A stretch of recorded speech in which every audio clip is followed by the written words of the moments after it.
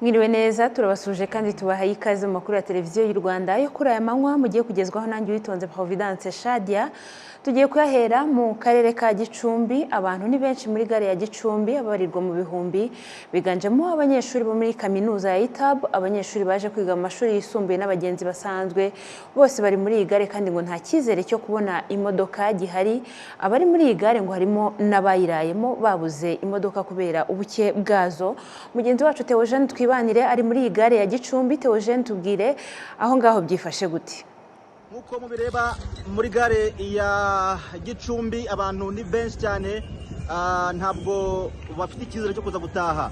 Harimo abaharaye, harimo abahazindukiye saa 11 z'igitondo, ntabwo bazi uko byagenze ndetse baravuga ko n'amatike hamwe na hamwe yahenze. Muri za agence nabo batubwiye ko imodoka zihari hari za saa 7 gutyo, ndetse bakomeje gukata ariko abantu bo ntago bagabanuka, ndetse batubwiye ko niba nta bundi buryo bw'uko imodoka zakwiyongera hashobora kugira abandi bantu baharara. Yewe naje hano Igicumbi amaze icyumweru kwa mushiki wanjye, nari ndahari Nyacyonga kuva mu gitondo nkiri hano. None abantu bakata amatike baragenda bakareba abakire bakaba aribo batambutse bakabaha amatike, twebwe abakene bakagurisha 5,000. twe dufite tike gusa, twebwe nyine tubone tike 5 kugera kuva hano Igicumbi ugera Nyabugogo 5. Abantu bakire nyine bari kuyabagurisha 5 ngo nyine kugira ngo mbese babone imodoka vuba bihute. Ntago murakatisha? Bavuze ngo baradukatira imodoka nyine n'izigera izagiye ari uko zigarutse. Bavuze ngo iki? Bavuze ngo barakata amatike ari uko imodoka zagiye zigarutse zigatwara abakatiwe. Uri hano kuva masaha moya n'igice, ariko ikibazo cyabaye ngende kubona ku Rwanda ruhande sinzi ukuntu bari kubigenza. Bari kuza bagasohoka bakagenda bafite twaka mashini, noneho bakinjira mu nzu bakatira nk'abantu babiri imodoka nguruzo, abantu babiri buzuye imodoka. Guhera saa moya ndi hano nabuze imodoka irahira. Mwatekereza ko habaye iki? Ntabwo mbizi ikintu cyawe, n'abantu kure benshi ariko na serivisi ntabwo baduhaye. Abari hano ni abaturutse muri kaminuza ya ITAB, abanyeshuri bagiye kwiga muri secondaire ndetse n'abagenzi basanzwe bari kujya i Kigali. Gusa n'ubwa mbere bibonetse gutya muri iyi gare kuko ubusanzwe hanga nta bagenzi benshi bari bakunze kuhaba, ariko igiteye impungenge nuko harimo abari kuharara nk'abaharaye uyu munsi n'abashobora kuharara uyu munsi nabo kandi badafite icyizere cy'uko baza kubona uko bagenda. Arakoze cyane Theogene Twibanire. Naho abafite ibigo by'ubwishingizi mu Rwanda bo baravuga ko bategereje itegeko rishya rigena ubwishingizi nk'igisubizo mu bibazo bikomeje kuvugwa muri uru rwego. Ni nyuma y'uko abakiriya biganjemo abagura ubwishingizi bwa moto n'imodoka batangaje ko ibiciro by'ubwishingizi biri kuzamuka cyane mu myaka 4 ishize. Mugenzi wacu Placide Ngirinshuti yaduteguriye inkuru irambuye. Ibiciro by'ubwishingizi bw'ibinyabiziga byariyongereye kuva mu myaka 4 ishize, nkuko n'ibindi biciro byagiye bizamuka ku isoko. Mu binyabiziga, moto imwe yishyuraga ibihumbi 42 by'amanyarwanda nk'ubwishingizi, none kuri ubu yishyura ibihumbi 141,150. Abafite ibigo by'ubwishingizi bavuga ko ibiciro byiyongereye bitewe n'impamvu zitandukanye zirimo impanuka nyinshi zikorwa n'abamotari ndetse n'uko isoko rihagaze mu gihugu. Rugendera Mark ni umuyobozi mukuru w'ikigo cy'ubwishingizi cya Radiant, kimwe rukumbi gitanga ubwishingizi bwa moto. Asobanura ko bategereje igisubizo kirambye mu itegeko rishya rigenga ubwishingizi rigiye gusohoka. Murabizi habaye amatora n'ay'abadepite, hagiyeho inteko nshya, twizere yuko biri mu nzira yo kwigwa mu minsi ya vuba. Nongere mbisubiremo, ntabwo bizakemura ibibazo byose ariko bizagira icyo bigabanyaho, nabura umuntu avuga ati reka bibe byoroha buhoro buhoro. Ikindi kibazo kiba mwerega nibyo bavuga ngo birahenda, ntabwo ari ukuri. Icyo kora iyo uvuye wa mugani ku 42,000 bikagenda bikajya ku 180, ntawe utavuga ati ibyo bintu n'ugukabye. Kwiyongera rero kw'ibiciro no ku binyabiziga bisanzwe, uwatumizaga ipiyese hanze byiyongereho nka 40-50 ku ijana. Ibigo by'ubwishingizi byinshi bikorera mu Rwanda byabanje kwanga kujya bitanga ubwishingizi bwa moto byirinda ibihombo bituruka ku mpanuka za hato na hato zitezwa n'abatwara moto. Abamotari nabo ubwabo bemera ko bakora impanuka nyinshi, ariko bagasobanura ko biterwa na bamwe muri bo bafite imyitwarire mibi ishyira mu kaga abakoresha umuhanda muri rusange, ariko bagasobanura ko batangiye kwikosora. Agasida zirahari, ariko agasida akenshi zituruka ku bamotari badafite ibyangombwa. Nimba mugenda cyane ukunda kubibona ibibazo nk'ibyo rero ugasanga nibyo bituma impanuka ziba, kuko agiye nk'ubu nshobora kuguha gihamya nk'umuntu wirirwa ugenda, ntabwo nshobora kumara ikimo ntarabona umumotari waguye nko muri ruwa ntawe umugonze. Dusigaye twitwararika, ntabwo tugikora amagesida menshi cyane kubera ko tumaze kumenya agaciro k'ubuzima bwacu. Abasesengura iby'ubukungu bavuga ko ibiciro by'ubwishingizi bikwiye kugendana n'umubare w'impanuka zihari, bityo ko igihe impanuka byagaragaye ko zagabanutse n'ibiciro nabyo bikwiye kugabanuka nk'uko bisobanurwa na Teddy Kabiruka, impuguke mu bukungu. Ikibazo kijyanye n'ibiciro by'ubwishingizi byo bijyanye n'ibintu bibiri. Icya mbere, ibiciro kuzamuka ku masoko nk'uko n'ibindi byose bizamuka n'ubwishingizi burazamuka, ariko icya kabiri ni ikigero cy'impanuka. Ubundi impanuka zikomeje kwiyongera, abishingira baravuga bati barabara ushyira mu mibare, uko zizamuka ni nako abatanga ubwishingizi ibiciro bibazamukana. Guverineri wa Banki Nkuru y'Igihugu John Rwangombwa asobanura ko ikibazo cy'ibiciro by'ubwishingizi ku bamotari gikwiye kubanza gushakirwa umuti mu myitwarire yabo, bakigishwa bakabanza bakagabanya impanuka. Ibyo ni ikibazo gikomeye cyane, twumva gushakira igisubizo rwose ni mu mikorere n'imyitwarire y'abamotari, n'uhava igisubizo cyo kugabanya amafaranga batanga kubwira ko ubwishingizi bishingira ibibazo bazaterwa n'aba bantu. Ibibazo baterwa nabo ni byinshi cyane, n'amafaranga agomba kujyana nabyo agomba kuba menshi. Imibare iheruka yerekana ko ibigo by'ubwishingizi byagiye bigira ibihombo bya hato na hato bituruka mu kwishingira moto zikora impanuka nyinshi kurusha amafaranga yabaga yishyuwe n'abakiriya bagura ubwishingizi. Nyuma yo kuzamura ibiciro by'ubwishingizi byagiye bisubira mu murongo gahoro gahoro, kuko kuva mu myaka inishize ikinyuranyo cy'amafaranga yishyuwe n'abagura ubwishingizi bwa moto n'ayishyurwaga habaye impanuka cyavuye ku 41% kigera kuri 43% nk'uko bigaragara muri raporo y'ikigo cy'ubwishingizi cya Radiant. Placide Inshuti, i Kigali. Arakoze cyane Placide Ngirinshuti. Twerekeze mu karere ka Kamonyi, harimo kubera igikorwa cyo kwimura imibiri 362 y'abazize jenoside yakorewe abatutsi kabivuye mu murenge wa Musambira mu kagari ka Rukambura ahitwa Batsibo. Imibiri yarishyinguwe mu buryo butanoze mu gihe hari gahunda yo gushyingura mu nzibutso ziri ku rwego rw'akarere, aho imibiri ibasha kubungabungwa hamwe n'ibimenyetso cyangwa se amateka bya jenoside. Kugeza ubu muri aka karere hari gutangizwa iyi gahunda, kuko hari n'izindi nzibutso ebyiri ziri mu murenge wa Kayenzi n'uwa Nyamiyaga imibiri yazo igomba kwimurwa. Gusa hari icyifuzo cy'uko amateka yahavanwe iyi mibiri akwiye gukomeza kubungwabungwa. Twerekeze mu ntara y'Amajyepfo mu karere ka Huye. Abagenda mu karere ka Huye by'umwihariko abakoresha umuhanda Kaminuza Mukoni berekeza mu murenge wa Gishamvu baravuga ko muri iki gihe cy'iminsi mikuru umutekano wagenze neza, bakaba bashimira inzego z'umutekano. Gusa mugenzi wacu Christine Ndacyayisenga ari muri aka gace, yagiye kutubwira imbamutima z'abakoresha umuhanda. Murakoze cyane studio, ndi mu ishyamba rya Kaminuza mu muhanda werekeza Impare. Muri uyu muhanda niho hakundaga kugaragara ibibazo by'umutekano muke, by'umwihariko abanyura muri izi nzira bavuga yuko wasangaga mu masaha nimugoroba ndetse no mu masaha ya kumanywa harimo insoresore z'indara za bategaga zikabangiriza umutekano. Uyu mubyeyi avuga yuko nawe ari umwe mu bahakoresha, avuga ko wasangaga batinya kuhanyura. Yitwa Bampire Goderiva. Mama, tubwire ubundi mbere byabaga bimeze gute umutekano wa hano?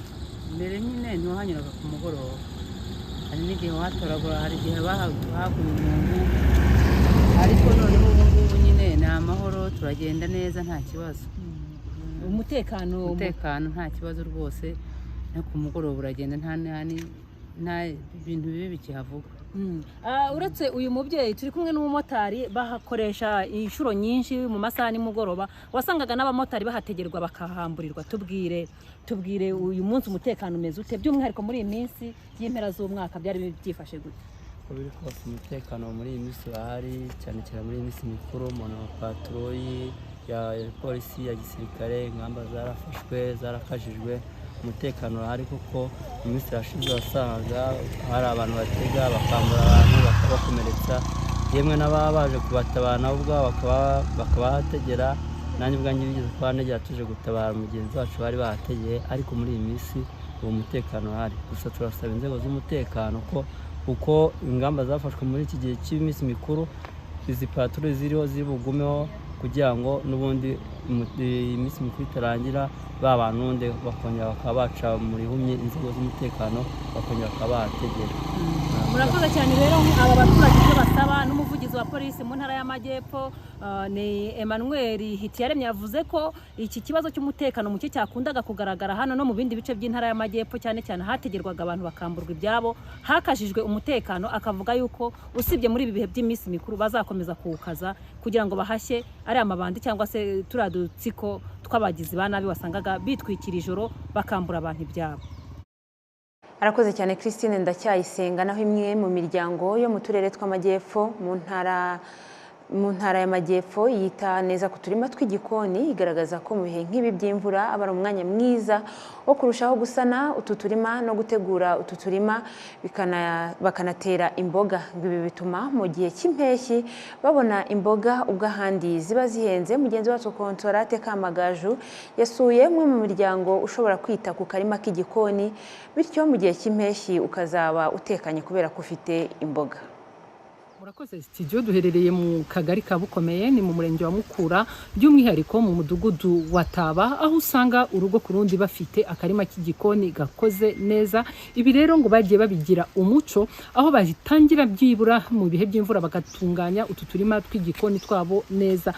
Ndabatsindiye ndi kumwe na Aisha ki aratubwira mwitegura mute mu gutegura uturima twanyu tw'igikoni by'umwihariko mu bihe by'imvura. Murakoze, mu gihe cy'imvura nibwo dutangira gutegura akarima k'igikoni cyane cyane niho dutangira kugura imbuto zose zitegurwa mu ndyo yuzuye mu karima k'igikoni, tukagenda tukagura imbuto tukagategura tukazitera. Mu gihe cy'izuba niho usanga zarafashe neza tukajya tuzuhira cyane ko ziba zarafashe muri cya gihe cy'imvura. Yego studio ibi rero mu kubigeraho abatuye muri uyu mudugudu wa Taba babifashwamo ahanini n'abakorera bushake ku buryo bakurikirana umunsi ku wundi utu turima tw'igikoni aho usanga buri gihe duhora dutoshye nkuko mubibona hano inyuma yacu. Ndi kumwe rero n'umwe mu bakorera bushake ni muvandimwe Jean Pierre, uratubwira uko mufasha ku munsi ku wundi aba baturage. Murakoze cyane, dufatanya n'abaturage mu gutegura utwo turima tw'igikoni. Mu by'ukuri nk'umukorerabushake ubundi umukorerabushake ni umusemburo w'impinduka. Iyo turi kumwe rero n'abaturage dufatanya muri uko gutegura utwo turima tw'igikoni, tureba imitungo bafite bo ubwabo bashobora kuyibyaza umusaruro, harimo nk'ubu butaka, urumva ubutaka ntibabugura, hakabonekamo izo mboga kuzitunganya, hagomba no kubonekamo imboga z'amoko yose. Rero iyo tubiteguye muri cya gihe imvura irimo iragwa nibyo bidufasha kugira ngo mu gihe cy'iki ashyiramo amazi make cyane none imboga zigakomeza zitohagirana ku buryo mu ifunguro ukateguye ifunguro imboga zigomba kuba zibonekamo. Rero ibyo birabafasha cyane iyo wanazisaguye usagurira n'isoko ndetse wa muturage ntago ashobora kuba yakora urugendo kugira ngo ajye gusarura imboga. Yego studio twababwira ko nubwo bimeze gutya muri uyu mudugudu wa Taba hirya no hino aho twagiye kutunyura hari bamwe usanga barateshutse ku buryo uyu muco batakiwugira aho usanga uturima tw'igikoni dusa naho twibagiranye. Aba baturage rero bakaba bashishikariza abandi kugira umuco wo kwita ku turima tw'igikoni kugira ngo barusheho kugira uruhare mu kurwanya no gukumira ikibazo cy'imirire mibi mu bana. Arakoze cyane Consolate Kamagaju. Tuvuge ku mutekano wo mu muhanda, tubabwire ko polisi y'u Rwanda yatangaje ko muri umwaka wa 2025 izatangira gukoresha ikoranabuhanga ry'utudege tutagira abapilote tuzwi nka drone mu kugenzura umutekano, ibyaha n'amakosa byo mu muhanda. Abatwara ibinyabiziga bo bavuga ko ubu buryo buzakoresha umucyo mu guhana amakosa akorerwa mu muhanda. Francine Mutesi na James Kakwerere baduteguriye inkuru irambuye. Mu Rwanda ikoranabuhanga ry'utu tudege twa drone ikoreshwa muri serivisi zitandukanye zirimo iz'ubuzima nko gutwara amaraso ahabwa indembe kwa muganga, imiti n'ibindi.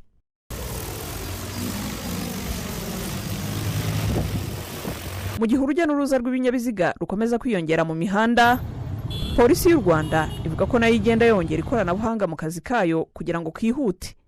umuvugizi wa polisi SP Rutikanga Boniface asobanura ko ari nayo mpamvu muri uyu mwaka wa 2025 bagiye kongera utu tudege twa drone mu bundi buryo bukoreshwa mu kugenzura umutekano wo mu muhanda. Umwaka w'ibihumbi 2025 turashaka gukoresha ikoranabuhanga cyane kurusha ikindi kugira ngo abantu bumva ko duhana turengera cyangwa hari abavuga ngo turihisha ngo duhisha kamera. Uwo wese ushaka gutesha agaciro ikosa yakoze ashaka kumvikanisha ko ntibaba batubonye. Ntabwo rero tekinoloji igomba kugaragara igihe cyose. Tuzabibabwira ko tuzakoresha kamera zo mu muhanda zikurikirana amakosa, ariko turatekereza no gukoresha za drone. Yego. Ko aho bishoboka igomba kujya icunga umutekano mu muhanda kugira ngo dukurikirane ibikorwa ibyo byose bifitanye isano n'umuvuduko n'andi makosa. Kuri bamwe mu batwara ibinyabiziga iyi nkuru ni nshya mu matwi yabo, ariko barayishima bakanavuga kandi ko uburyo babwitezeho kugaragaza ukuri nyako kw'ibyabereye mu muhanda.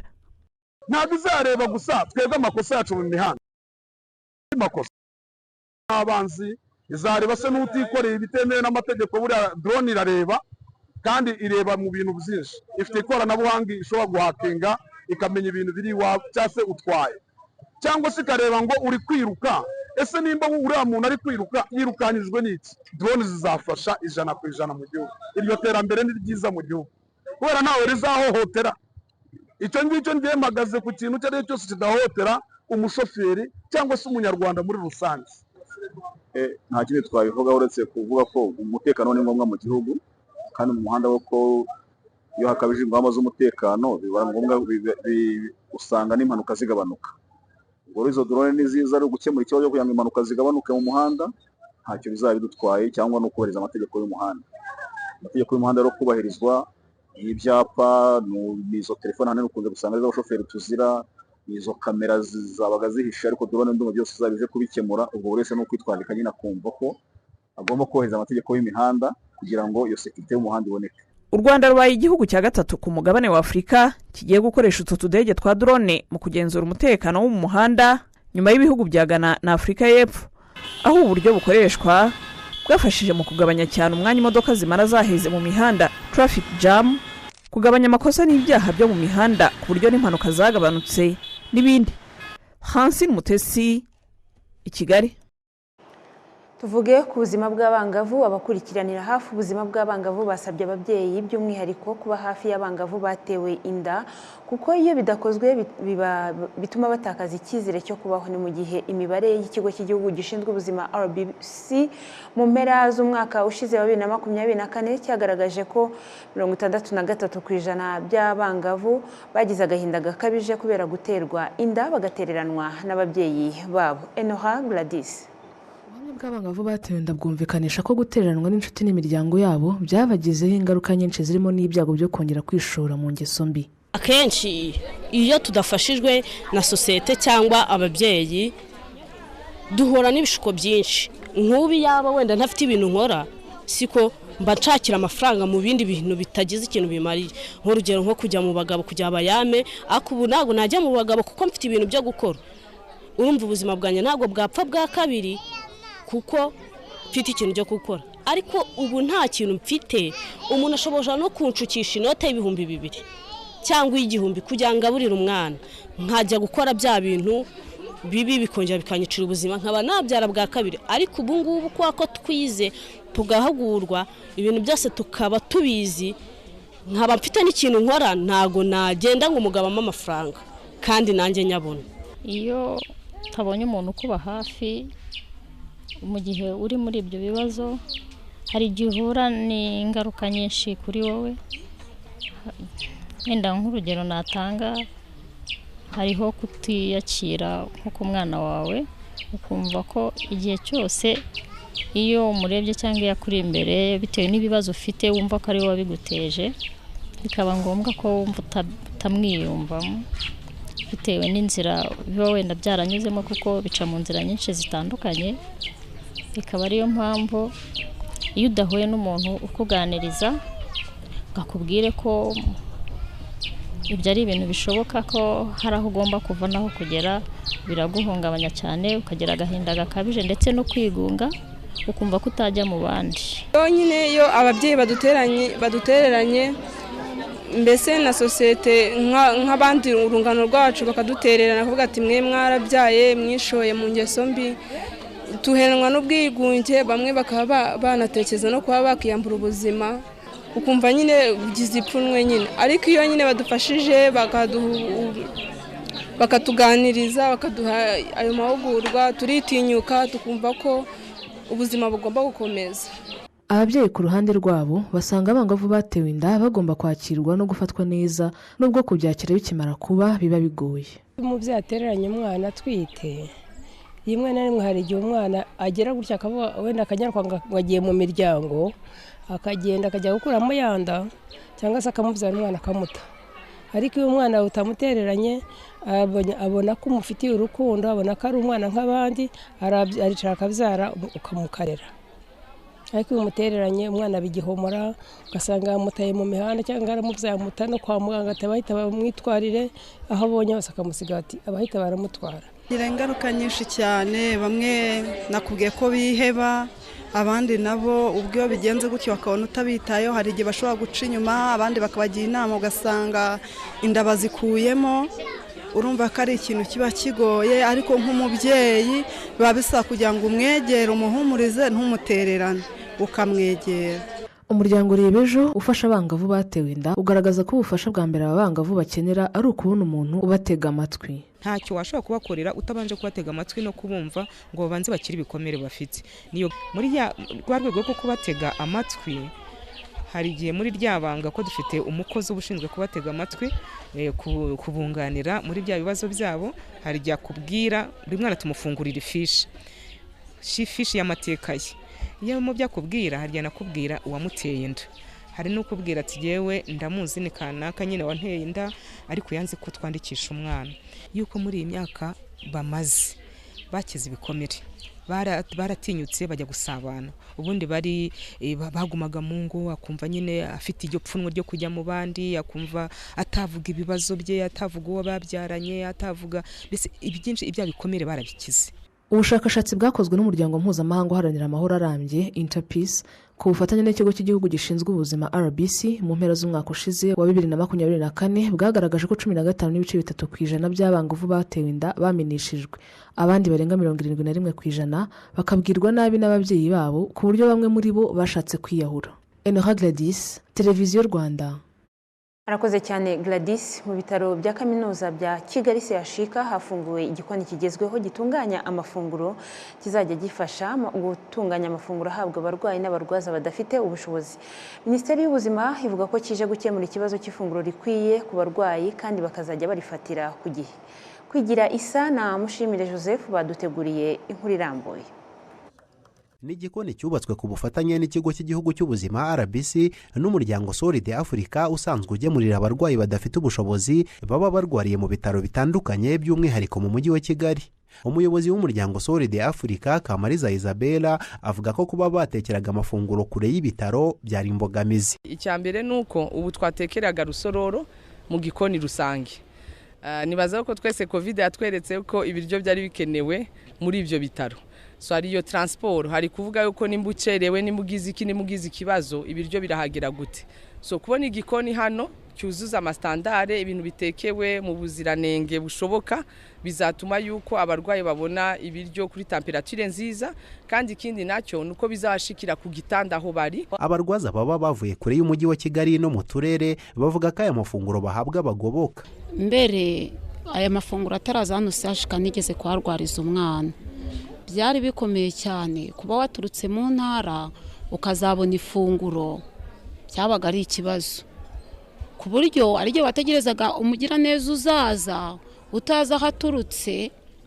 Ariko ubu ngubu n'umuntu wese uhageze abazi ko ikibazo cy'ibiryo hano CHUK cyakemutse. Nta muntu uza kuharwarira afite ikibazo cy'uko azarya. Badushyize ku bitaro nyine baratangira nyine n'ubumbaza ibyo byiryo, turatangira baduha ibiryo, hanyuma agenda n'ababwanira mukavunike munaza kuzana ibiryo, ahangaha ibiryo birahagije pe. Ni amahirwe twumva tubonye amahirwe turafungura tugahaga kuva mu gitondo ubu twanyoye ubu ibyo kurya ngibyo babizanye tugiye kubifata ku mugoroba twongera dufata ibindi tukarara tumeze neza nta kibazo.